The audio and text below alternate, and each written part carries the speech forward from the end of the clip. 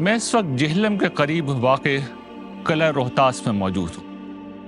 ये किला बर्र सगीर के अजीम हुक्मरान शहनशाह शेर शाह सूरी के नाम से मंसूब है।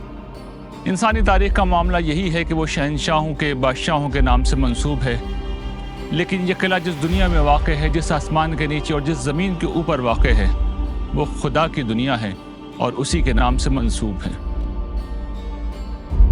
शेर शाह सूरी एक हादसे के नतीजे में इस दुनिया से रुखसत हो गए।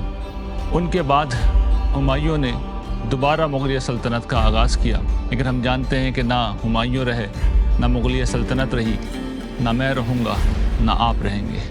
लेकिन इंसान की कहानी में हम ये देखेंगे कि खुदा के नबी हमें हर दौर में ये बताते आए हैं कि इंसान इस दुनिया से फ़ना नहीं होते, बल्कि एक रोज़ वो दोबारा पैदा किए जाएंगे और ये सरसब्ज़ व शादाब दुनिया जो आने वाली जन्नत का एक ज़िंदा तारुफ है, अबदी तौर पर जन्नत बनाकर खुदा के नेक बंदों के हवाले कर दी जाएगी।